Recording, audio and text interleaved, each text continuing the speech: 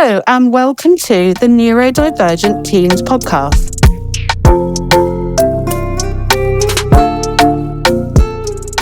Hello everybody, welcome back to our next episode of the Neurodivergent Teens Podcast. Today we're going to be talking about all the positives that we associate with being neurodivergent. So, Kirsty, please tell us what you think some of the positives are that you've experienced because you are neurodivergent. I think it's the ability to hyper-focus on something.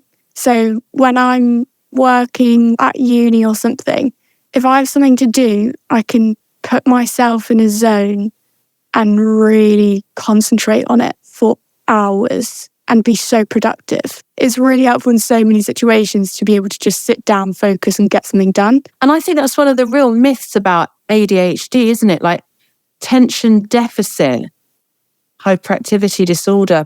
I don't believe that we have a deficit of attention at all. Like you say, Kirsty, like when we're interested in something or we're good at something or there's something that we kind of get fascinated by, we can spend hours on it. Lila, how about you? What do you think are some of the positives that you associate with being neurodivergent? Well, this one's a double-edged sword for me, but because of like my RSD, I'm very emotionally sensitive. When I'm able to balance my emotions, it's actually kind of helpful because it means I can see it in others and change how I behave to make sure that they feel more emotionally comfortable. Obviously, that can come with its own drawbacks, but I would say that I'm very emotionally sensitive to other people's needs. And I would say that's a big part of my ADHD. I totally agree with that. Lila mentioned RSD there, which is rejection sensitivity dysphoria. And that's something that we're going to talk about in another podcast episode. Yeah, probably the next episode. But Lila, do people comment on how kind you are and how caring you are? They might do from time to time. I don't think it's like particularly more like kind or more like heart-filled than other people. I'm able to do a lot more introspection on what other people are feeling when I'm interacting with them, which is particularly helpful when I'm working with children because there is no demographic of people who wear their emotions more openly, like on their sleeve. I'd say it's definitely helped me there in terms of like adapting my behavior to suit each person. And also, I think what you've said there is so interesting and important because I think one of the many myths that exist about autistic people is that they lack empathy. Yes. I mean, we all know autistic people who are so sensitive that if other people are upset, they'll adopt those emotions for themselves. Yeah, I really, really resonate with what you've just said, Lila, because like you, my job is working with young people and I've always been very in tune with other people. I'm incredibly sensitive to other people's emotions. But the reason I asked if people had commented that you are kind and caring is because I know that I'm a very kind person. I put other people's needs probably before my own sometimes, actually, because other people's comfort is really, really, really important to me. And I think neurodivergent people can be often so sensitive to other people and so kind of kind and caring that maybe sometimes we prioritize other people's needs, which isn't necessarily a positive, but maybe No, exactly. about in another episode. But I mean, I think it is something that we are very good at is tuning into other people and thinking about how they feel. Yeah. I mean, what would you say are the benefits in terms of being neurodiverse in friendships and relationships?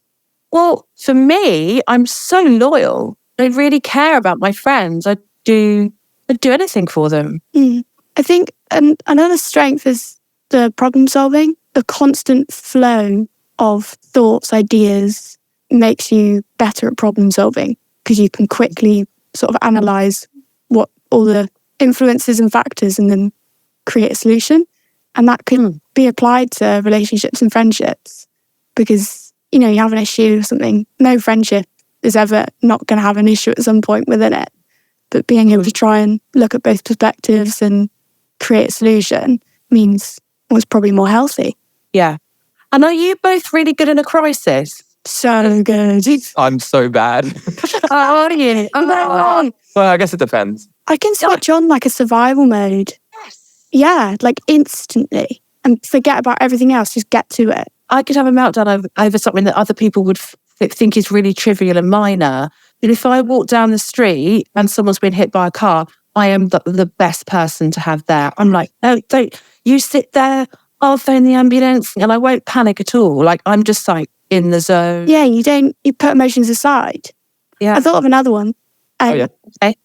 Because I'm so naturally incredibly disorganized, which is quite entertaining, to be honest, when I forget things. Oh, I was supposed to do that. Oh, I was supposed to do that. But because I need to then be really organized. I have to have such a structure, everything written down, everything, whatever.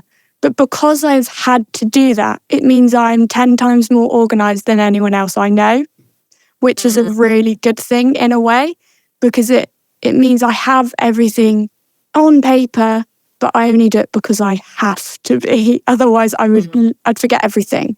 I can't leave anything to the last minute. So on that, Kirsty, I plan my outfits the night before.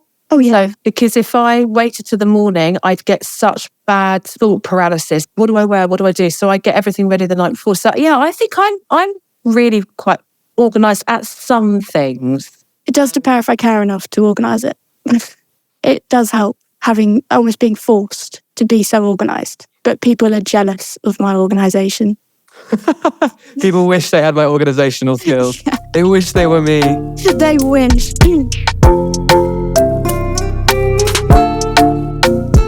I want to go back to something else that you were saying, Kirsty, as well, because you were talking about like problem solving and being able to sort of think differently in terms of like friendships. But actually, neurodivergent people are fantastic in terms of breakthroughs with science, medicine, IT, all of those things. You know, if you look at the people that are changing the world in terms of technology, medicine, all of those things, so many of them are neurodivergent because of this ability to think outside the box and to think differently. A lot of us are like overrepresented in the arts and STEM subjects. So many entrepreneurs have ADHD.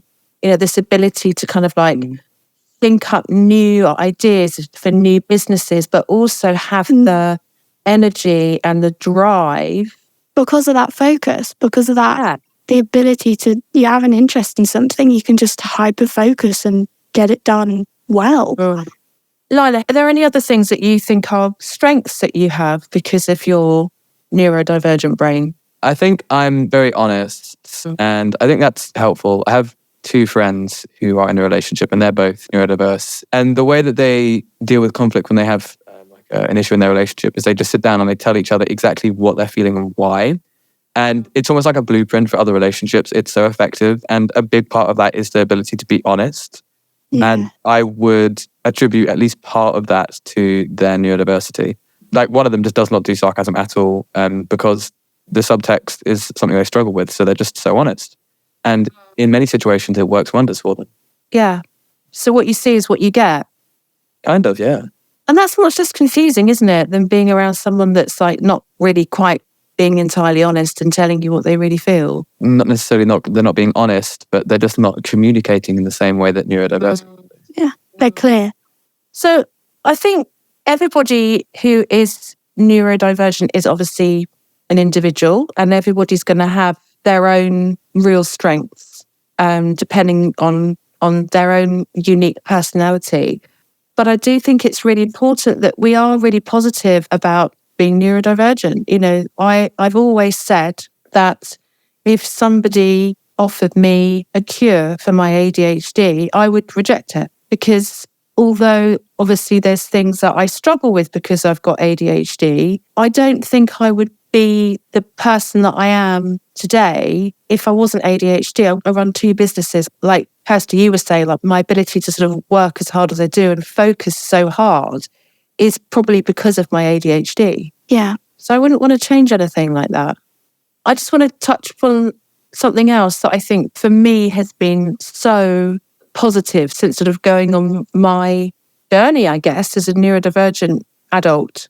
And that is that since I've had my diagnosis, I understand myself so much better. But what I've also noticed is that all the people that I enjoy spending time with are neurodivergent. Like all my favourite people are neurodivergent. I just gravitate towards other neurodivergent people. 100%. It's not a conscious decision. I'm not like, no, I don't want to be friends with you because you're neurotypical. I just feel so much more comfortable around other neurodivergent people. It's like this is mutual understanding. Yeah. Hopefully, if you're listening to this, you feel really positive about being neurodivergent. And, it could be that you have just found out that you're neurodivergent. It could be that you're a little bit further along in your journey, but, hopefully you feel positive about being neurodivergent. And also you can see the positives about yourself. And you're in great company because there's amazing neurodivergent people out there who are they are changing the world, aren't they? Lila, Kirsty, is there anything else you want to add? One little parting thing I would say is that it can be quite nuanced. Personally, I feel like being neurodiverse is something that I'm A, very proud of and embrace totally, and B, recognize as a disability. It's kind of both. It's neither and. It's not like one or the other. It's something that brings me a lot of joy and power, and also is something I have to deal with and learn how to adjust to. It's not like the best thing ever, I'm amazing, or sunshine and rainbows. Yeah, it's both.